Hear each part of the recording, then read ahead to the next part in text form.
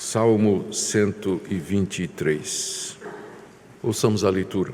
A ti que habita nos céus, eleva os olhos. Como os olhos dos servos estão fitos nas mãos dos seus senhores, e os olhos da serva na mão de sua senhora, assim os nossos olhos estão fitos no Senhor nosso Deus, até que se compadeça de nós.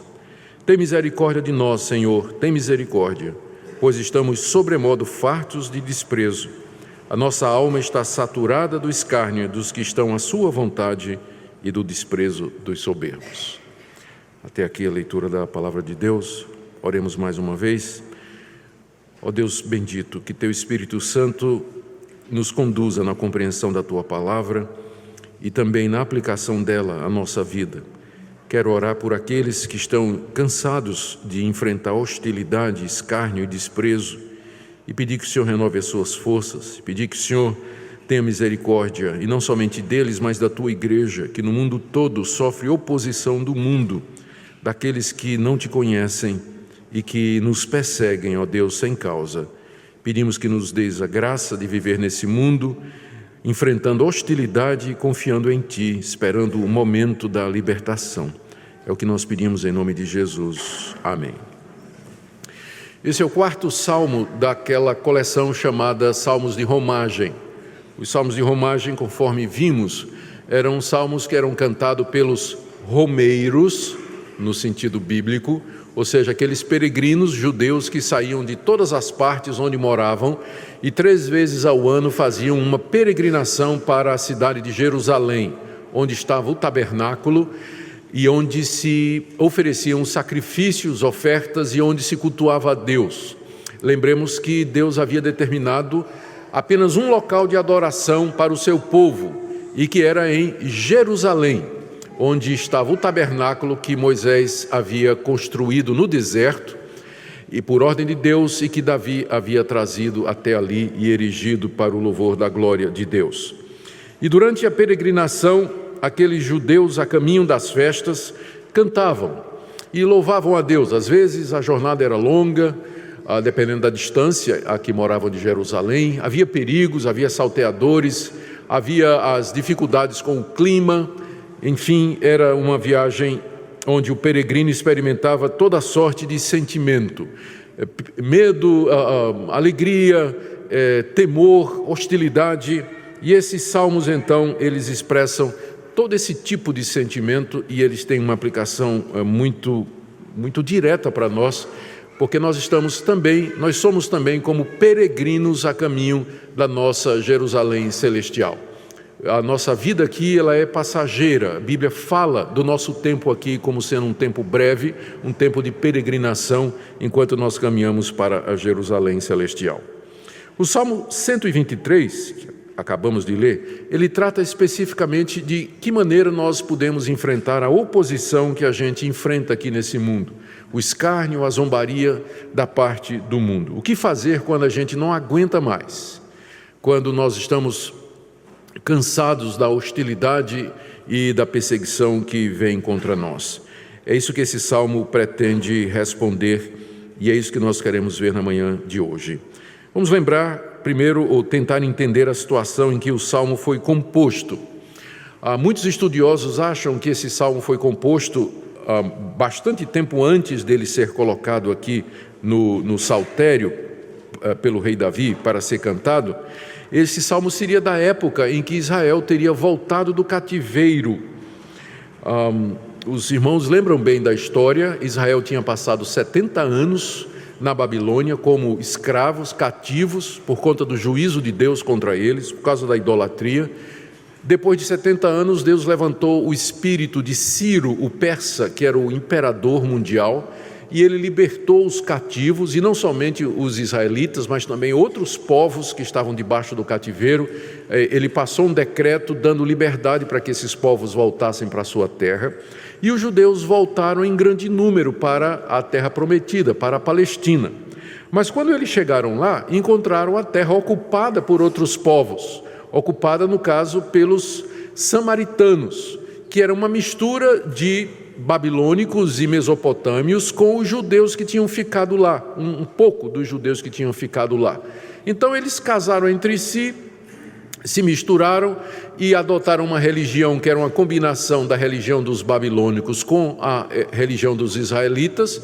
Quando os judeus chegam, então a casa já está ocupada, já tem gente morando lá, a vizinhança toda era desse misto de gente, né, de samaritanos, e tinha também outros povos lá, os moabitas, os amonitas, e os judeus chegaram lá.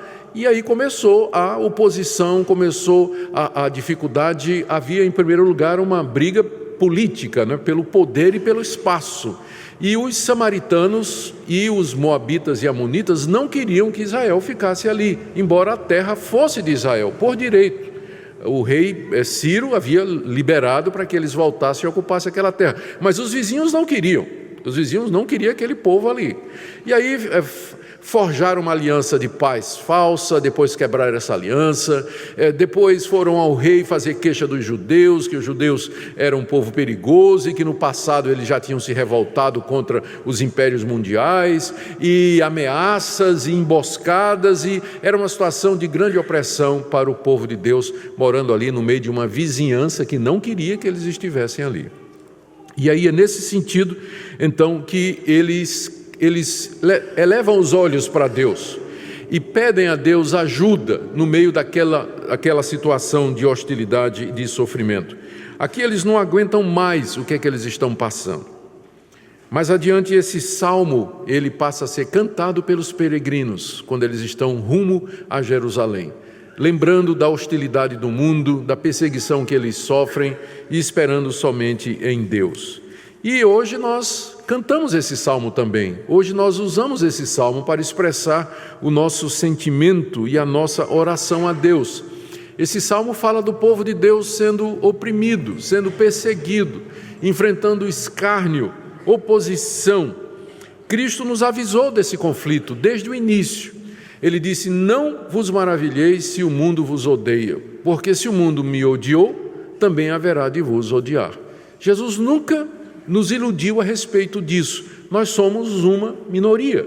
Nós estamos indo contra a cultura dominante desse mundo. Os nossos valores não são os valores desse mundo. Na universidade, você vai encontrar um confronto entre aquilo que você aprendeu na sua casa e aqui na igreja sobre Deus, sobre a verdade, sobre o ser humano, sobre a família.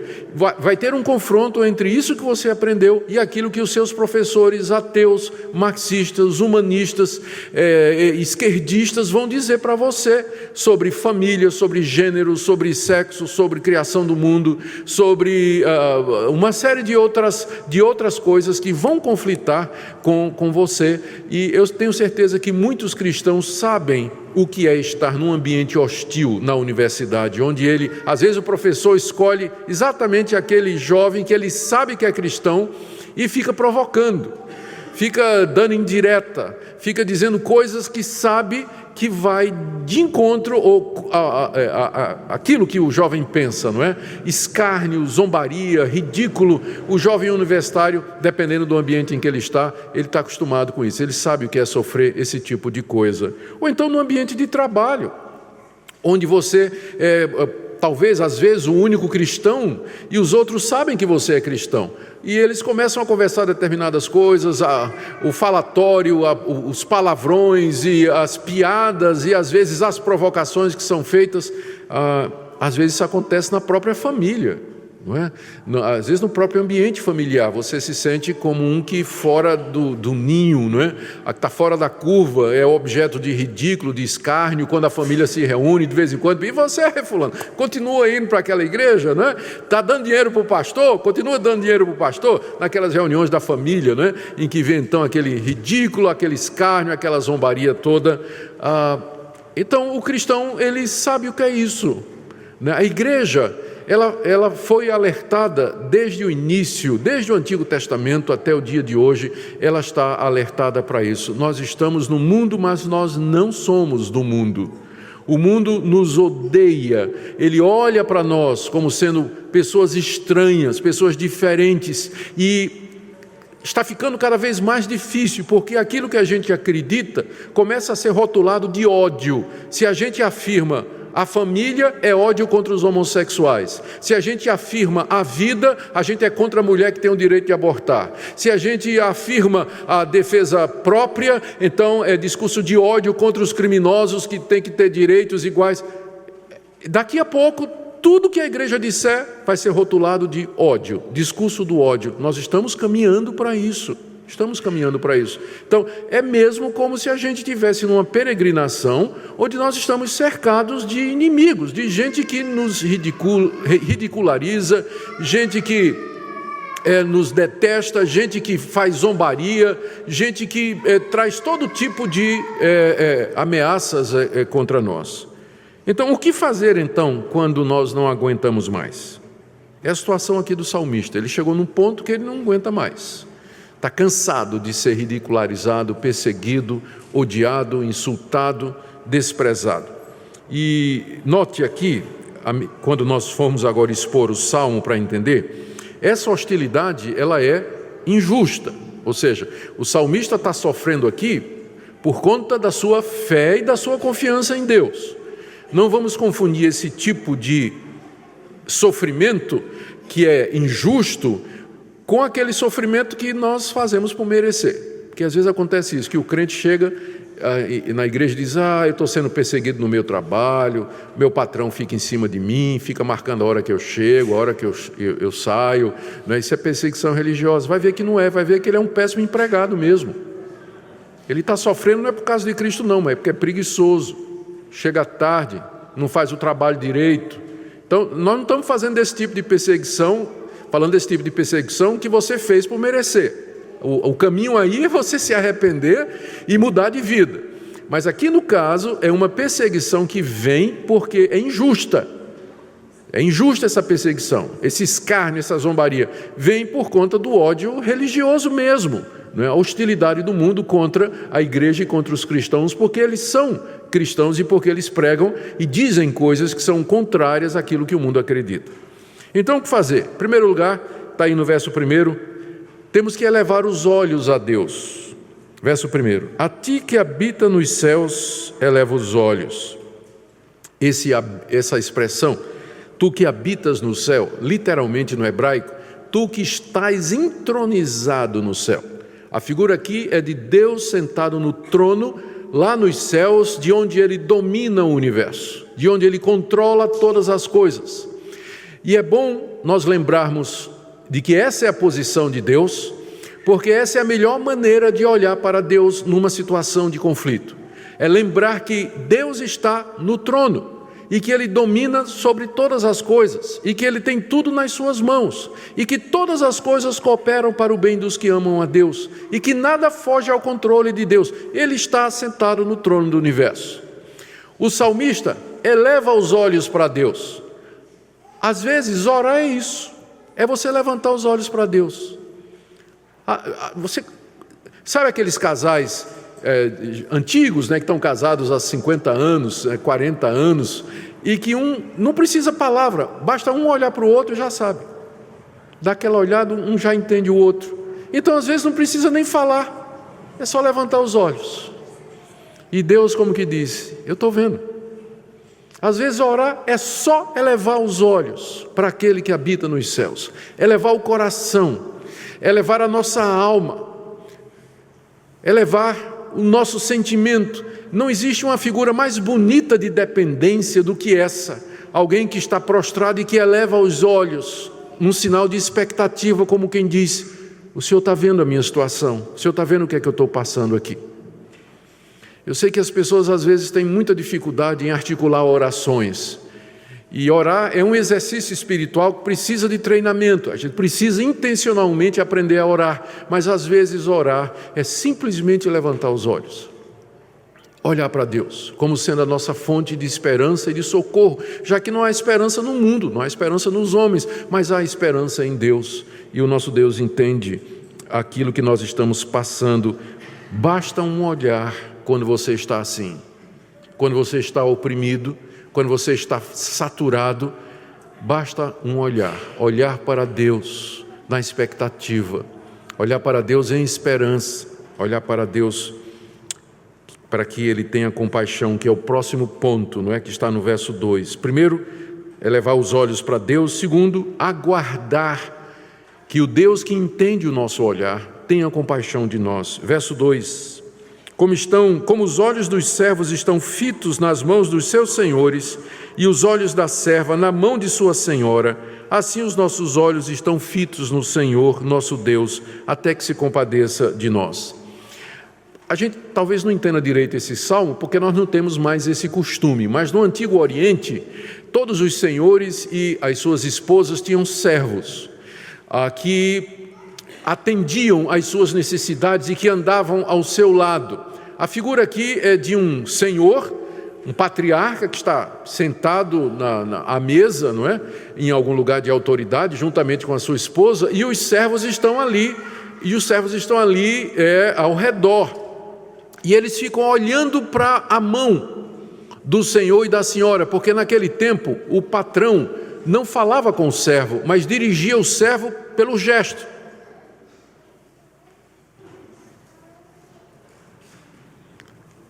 Dirigia o servo pelo gesto. E, portanto, a obrigação do empregado, do servo, é ficar olhando para a mão do patrão. O que é que o patrão vai me sinalizar? O que é que ele vai me dirigir? O que é que ele vai me comandar?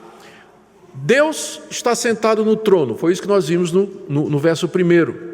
E nós aqui levantamos os olhos para Ele e nós olhamos para a mão dEle, esperando o que é que Ele vai fazer. Ele já viu a nossa necessidade, Ele já entendeu o nosso sofrimento e a gente fica agora esperando que Ele nos proteja, esperando que Ele nos sustente, que Ele nos console e que Ele nos livre. Então, primeiro, quando passando por essa angústia, nós levantamos os olhos a Deus, oramos a Deus. Segundo, a gente espera para ver a resposta que Deus vai nos dar, exatamente como um empregado ficava olhando para a mão do patrão, para ver o que é que o patrão vai fazer.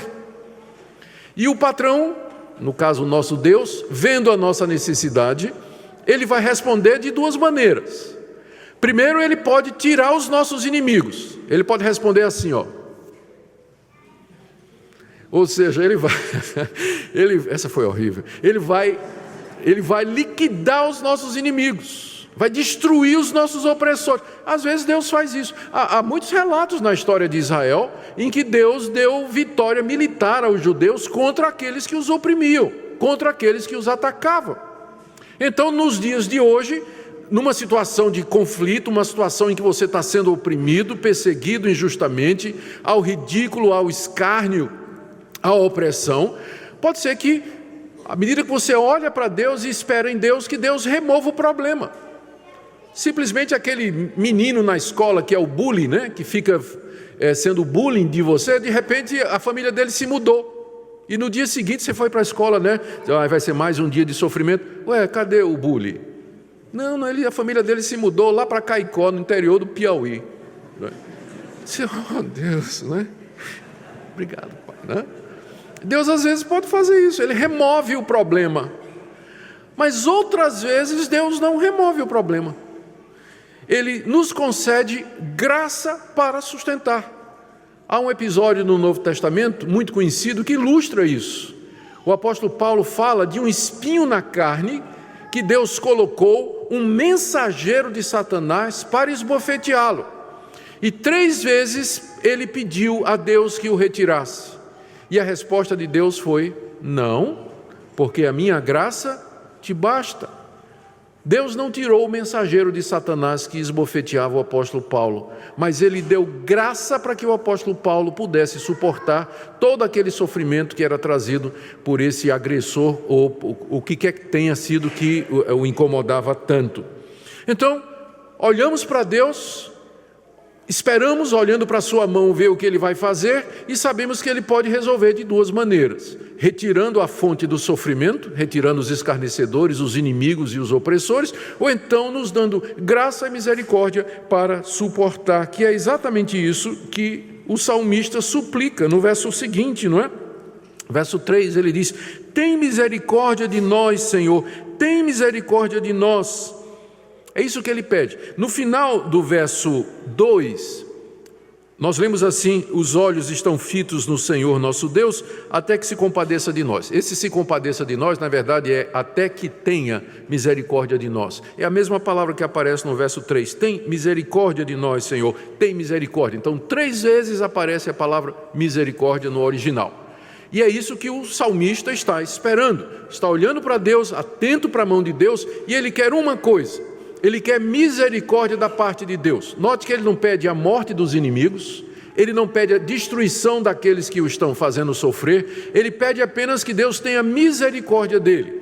Misericórdia é uma atitude de compaixão e ajuda para alguém que não merece, para alguém que merecia exatamente o contrário. O salmista sabe que ele não merece nada de Deus, por isso que ele pede, ele não diz assim: Deus, eu quero os meus direitos.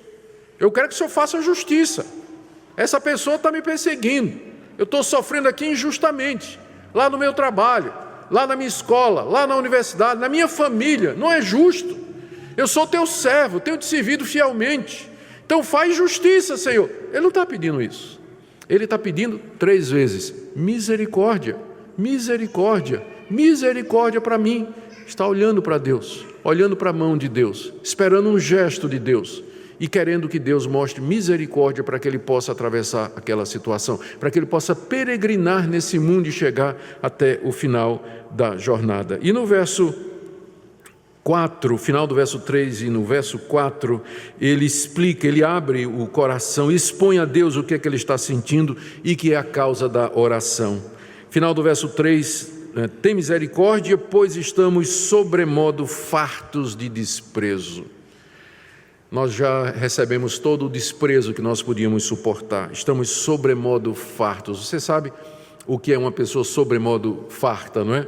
Acho que todo mundo aqui tem essa experiência. Você é convidado para um churrasco, não é? E chega lá, você come, não é? E quando chega a hora da sobremesa, não tem lugar mais, não é? Está lotado, você não aguenta. Só de olhar para a sobremesa é melhor do mundo, mas só de olhar você já fica com náusea, né? Porque não está sobremodo farto, né? Está estufado lá. Essa é a figura aqui. Ele recebeu tanto desprezo que a alma dele está estufada. Ele não tem mais lugar para mais nada. Chegou no limite. Ele foi até onde poderia ir. Mesma coisa no verso 4. A nossa alma está saturada. Todo mundo sabe o que é um pano saturado, né?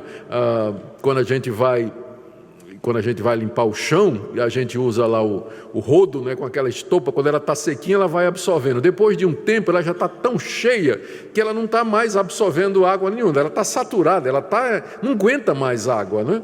Então a alma é como essa, a alma deles é como aquela estopa, aquele pano de chão que não aguenta mais nada, já saturou. Está na hora só de espremer e tirar, porque entrar não entra mais nada. É assim que ele está se sentindo. Deus, a minha alma está saturada de desprezo, de escárnio, eu não aguento mais, cheguei no meu limite, por conta dos que estão à sua vontade, aquelas pessoas que não estão nem aí para Deus, estão vivendo a vontade deles, fazendo o que eles querem, e por causa do desprezo dos soberbos, dos arrogantes, que não se humilham diante da verdade, diante de Deus, e não têm a menor compaixão pelo seu próximo. Esse é o Salmo. É um salmo que nos ensina o que fazer então. E as lições são essas aqui que eu quero resumir para fechar. Aqui nós aprendemos que nesse mundo nós estamos sujeitos a sofrer escárnio e desprezo.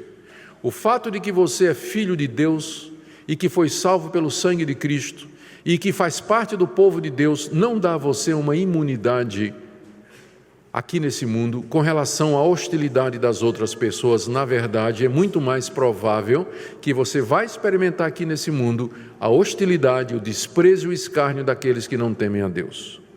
Segunda coisa, há muitas situações assim em que a gente chega no limite. Veja como é profundamente humana aqui a expressão do salmista: Deus, eu não aguento mais. Passa-se a impressão, em alguns círculos evangélicos, que o cristão é um super-homem e que ele enfrenta estoicamente todas as dificuldades da vida, sempre vitorioso, sempre alegre, sempre contente, sempre em cima, não é? Mas há situações, e nós temos que encarar isso, na vida em que a gente se sente como essa pessoa aqui. Deus, eu não aguento mais, está muito difícil. Cheguei até onde eu podia chegar. E numa situação como essa, o caminho não é desespero e desistir ou pensar que Deus nos abandonou, mas é levar os olhos para aquele que está nos céus e esperar que Ele tenha misericórdia, porque Ele haverá de ter misericórdia, ou removendo a dificuldade, ou então dando graça para que você caminhe mais uma vez. Terceira coisa que nós aprendemos aqui é que nós sempre podemos aguentar um pouco mais. Quando eu servia o exército, há muito tempo atrás, era aspirante a oficial, eu me lembro bem do sargento Silva.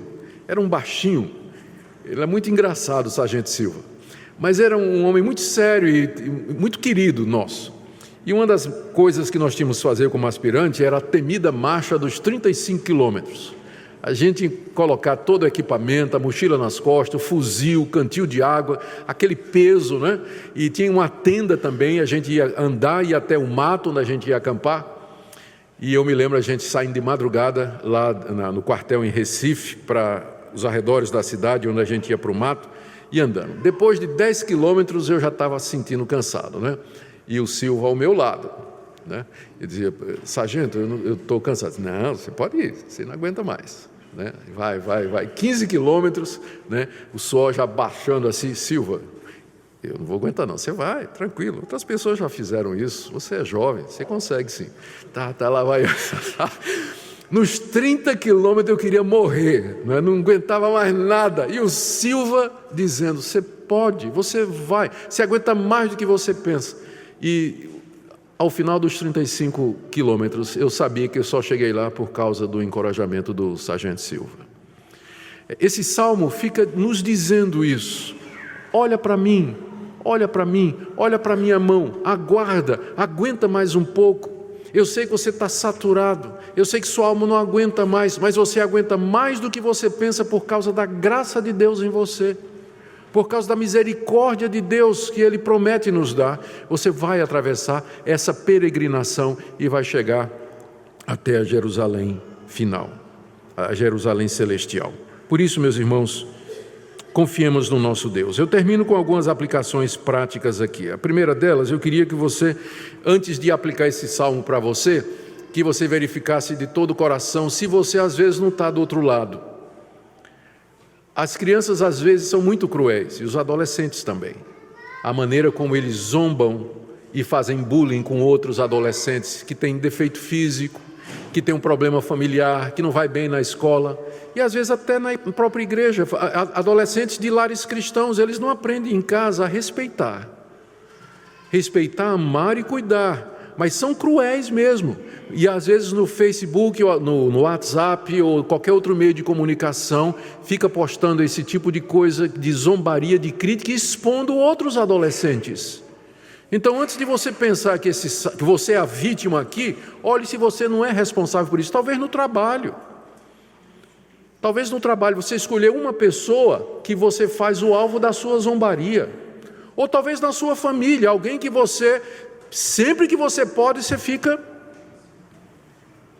criticando ou trazendo escárnio ou ridículo, ou na igreja mesmo.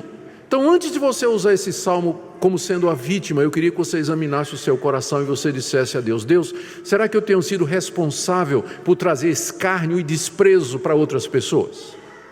Segunda coisa que nós temos que fazer, antes de você aplicar esse salmo a você, faça a seguinte pergunta: o escárnio e a zombaria que eu estou sofrendo, não será que fui eu mesmo que atraí? Por causa das minhas atitudes, por causa da minha falta de amor, por causa da minha crítica, por meu trabalho mal feito ou qualquer atitude outra, será que eu não estou simplesmente recebendo o castigo que eu mereço pelos erros que eu cometi?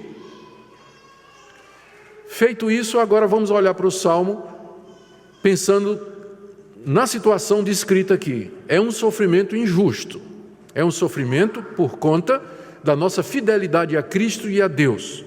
Então, dito isso, o que é que você deve fazer? Eu queria que você lembrasse aqui e que você tomasse o modelo de Cristo como exemplo a ser seguido. Ninguém foi mais perseguido pelo mundo do que Jesus Cristo. E ninguém tão perseguido de forma tão injusta. Ele sofreu o escárnio da sua família, a princípio, dos seus amigos, irmãos que não acreditavam nele, dos seus vizinhos, da sua cidade local, que não o aceitou, depois das autoridades religiosas. Finalmente ele foi rejeitado, entregue, traído e crucificado e abandonado pelos seus amigos e crucificado. E qual foi a atitude de Cristo em todo esse tempo? Exatamente essa atitude aqui. Esse salmo expressa bem o que o nosso Salvador fez quando ele sofria injustamente por você e por mim. Ele orava pelos seus perseguidores, ele se entregava à misericórdia de Deus. Teve uma hora que ele disse: eu estou cansado, Pai, se possível, passa de mim esse cálice. 3 vezes ele pediu ao Pai. 3 vezes misericórdia, tem misericórdia, Pai, misericórdia, misericórdia, passa de mim esse cálice. Mas ele teve que beber até o fim, por conta dos meus pecados e por causa dos seus pecados também. Se nós somos discípulos de Jesus, é assim que você vai enfrentar a hostilidade na universidade, na sua família e no seu trabalho. Eleva os olhos para aquele que está nos céus. Senhor, eu aguardo olhando para a tua mão, tem misericórdia de mim. Ore pelos seus inimigos, ore por aquelas pessoas e peça que Deus, na sua misericórdia, use tudo isso para a glória do nome dEle e para que você possa crescer e para que você possa aprender. Que Deus nos dê a graça, meus irmãos, de sermos como peregrinos que dependem do Pai Celeste aqui. Que nós sejamos discípulos de Cristo, nosso Salvador, que enfrentou tudo isso para nos redimir dos nossos pecados, para que nós sejamos sal e luz aqui nesse mundo tenebroso. Amém. Oremos. Eu oro, Pai, por aqueles que estão sendo injustamente perseguidos, desprezados, escarnecidos. Eu oro que o Senhor lhes dê renovação da esperança, que o Senhor lhes dê resiliência, que o Senhor lhes dê a graça de continuar a te servir apesar de toda oposição. Eu oro, Senhor, para que o Senhor nunca permita que nós sejamos instrumentos do mal, perseguindo pessoas, fazendo bullying, ridicularizando, oprimindo, assediando outras pessoas, mas sejamos, Senhor, instrumentos da Tua graça aqui nesse mundo. Abençoa a nossa igreja, nos ensina a perdoar, amar e ser instrumentos de bênção para todos. Em nome de Jesus. Amém.